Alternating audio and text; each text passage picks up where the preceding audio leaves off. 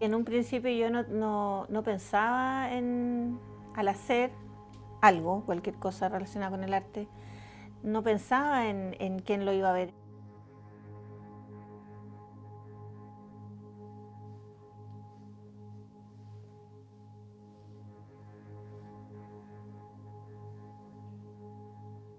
Era un trabajo muy personal y de hecho creo que era muy inconsciente también. Todo en la vida me estaba presentando un camino y me sigue presentando un camino donde entiendo que todo lo que me pasa también tiene un fin que no tiene que ver solo conmigo, sino que con lo que yo puedo aportar.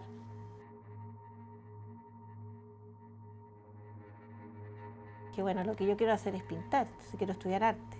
Pero ¿qué voy a hacer si estudio arte? ¿Cuánto puntaje necesito para arte? Etcétera. Hice de nuevo la prueba, postulé, no quedé en artes, había puesto otras carreras y quedé en pedagogía en arte visual. Teníamos talleres de todo, de fotografía, de grabado, de cerámica, de pintura, de dibujo, de escultura. Todos los talleres me encantaban y los ramos pedagógicos me aburrían mucho. Entonces era como ya había que ir a hacer los ramos pedagógicos, bueno, los hice. Pero no sabía en realidad qué era estar en una escuela, qué era hacer clase. Entonces me tocó al salir, que coincidió con el nacimiento de mi hijo, ir a hacer clase. Y en este proceso, la primera escuela que me tocó fue un liceo técnico en Gran Avenida, donde yo hacía clases del primero medio A al primero medio U. Y tenía 2 segundos medios, entonces era todos los días repetir la misma clase.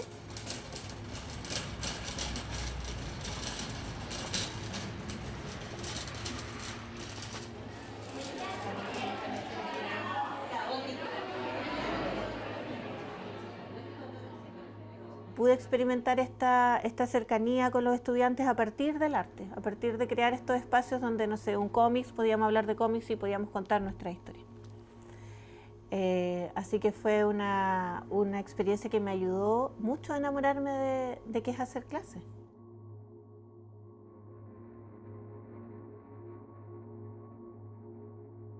Vi una realidad súper diferente a lo que había sido mi educación. Y me di cuenta como del espacio que ellos sentían que se abría cuando llegábamos a esta clase de arte. Yo era súper joven, entonces me veía chica y yo creo que ellos me veían muy como de su edad también y se podían acercar y contarme cosas de ellos, personales, de su vida cotidiana, que a mí me fueron calando hondo pensando en el poder que tienen las artes para hablar todas estas cosas que ellos no podían hablar con sus familias o otras cosas.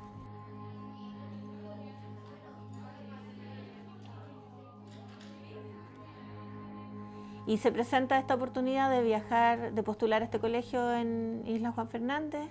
Mi hijo en esos años tenía 4 años. De verdad sentí que llegué al paraíso, si esto es maravilloso. Y mi hijo también tuvo la capacidad, como todos los niños, de adaptarse muy fácilmente al entorno, a caminar en las rocas, a subir cerros, a escalar árboles, porque son también procesos que no se viven cuando creces en una ciudad y vas de la casa al jardín. Y para mí abrió la puerta a entender que la educación no está superditada a la sala de clase. Que crecí en Constitución, que es también una isla, también hay mar, también hay vegetación. La enseñanza en contacto con la naturaleza pasa a ser un juego, y al ser un juego, al divertirte, al disfrutarlo, al estar en contacto con otros, también con la comunidad, aprendes sin necesidad de esforzarte. Entonces todo es más fácil.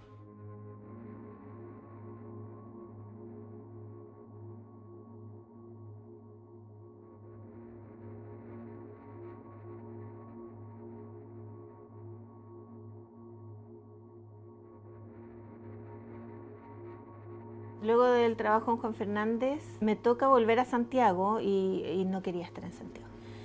Entonces empiezo a buscar otro lugar y aparece esta oportunidad en el diario también laboral en Puerto Williams y busco dónde está Puerto Williams, cómo es Puerto Williams y digo, ya, maravilloso, es solo naturaleza. El año 2015, luego de una operación de páncreas que tuve, el año 2012. El año 2015 llego a Puerto Williams después de un festival de teatro y el liceo estaba muy helado porque se echaron a perder las calderas y la enseñanza media estaba muy helada. Entonces era muy normal que estuviésemos como todos medio resfriados.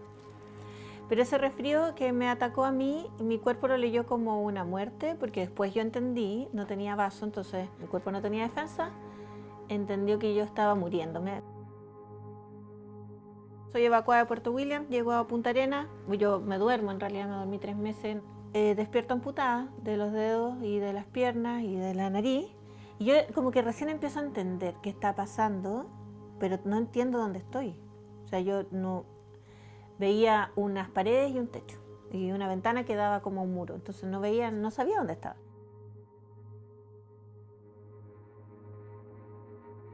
Yo tampoco podía levantarme todavía, no podía usar la silla de ruedas ni nada. Llega esta tablet que me regala una amiga y empiezo a investigar y llega esta oportunidad de dibujar en la tablet. No tenía ninguna relación con el mundo digital y de hecho lo negaba, sino yo decía, no, pero esto, uno no puede hacer arte con una tecnología así, no. Uno tiene que tener un pincel y un lienzo y tiene que sentir el material, esa era mi postura. Yo estaba en un proceso de haber estado tomando un diplomado de arteterapia online desde Puerto Williams, entonces me pierdo en este tiempo, dejo de asistir, dejo de tomar las clases y le escribo a la profesora cuando ya puedo escribir un correo y le cuento lo que me pasó. Y bueno, y el arte se presenta como esto, a través de estas terapias que eran siempre guiadas y acompañadas. Yo también empiezo a hacer un trabajo propio que tiene que ver con esto de la añoranza y con las aves, que en el fondo cambia mi vida, cambia mi forma de plantearme en el mundo, cambia mi cuerpo y cambia mi realidad. Y empiezo a hacer estos pájaros también de una forma muy terapéutica.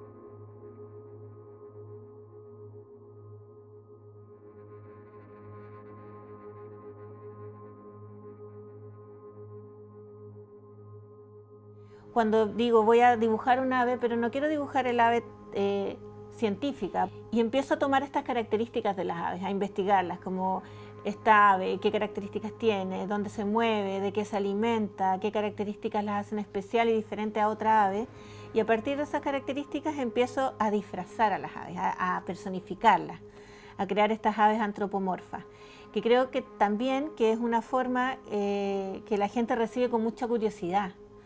Porque me preguntan también, ¿y por qué tiene una bufanda? ¿Y por qué tiene un gorro? ¿Y por qué tiene un sombrero? Entonces ahí viene todo este otro trasfondo que yo espero que en el fondo ayude a despertar la curiosidad, para que el niño, la niña o el adulto que mira al ave se pregunte e investigue. Esa es como la función que yo creo que estoy trabajando. Y se llama el libro de la vida, entonces tú vas recogiendo hechos y vas poniéndole título a ciertos hechos que pasan en esas épocas, que tú tienes que buscar en ti misma, y después empiezas a dibujar y a poner un título a cada una. Este es, por ejemplo, a los 12 años, que fue mi despertar, cuando me di cuenta de las cosas que pasaban alrededor mío, y viene el dibujo, y después viene el renacer a mis 24 años. Y después viene el motor, un motor que me impulsa a la vida. Y después viene mi actualidad, que es el fallecimiento de mi papá. Y después aquí tengo que completar frases y cosas que ya tengo acá, pero que tengo que pasar acá.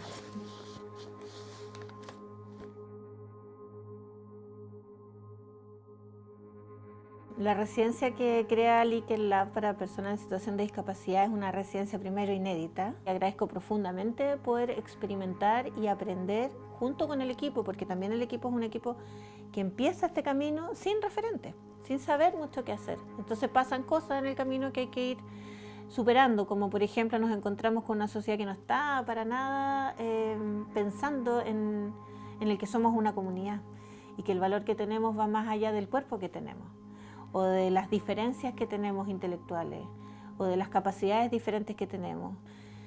Entonces se producen estas conversaciones de cómo vivimos el arte desde nuestras diferentes corporalidades, desde nuestras diferentes relaciones con el territorio.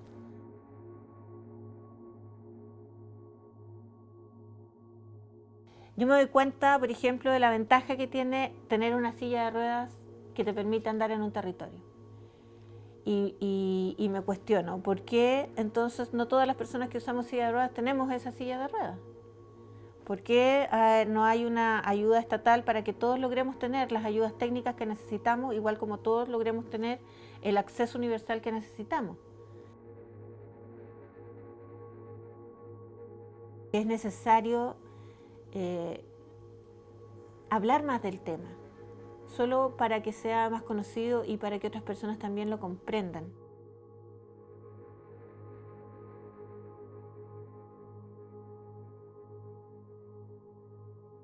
Entiendo la teoría de lo que me tocó experimentar a nivel corporal, pero también y mucho a nivel espiritual, los procesos, como los duelos, cómo vivo mi propio duelo, cómo lo vive mi familia, cómo salimos de eso, qué es lo que aprendemos, cómo nos relacionamos, y todo esto acompañado del proceso artístico.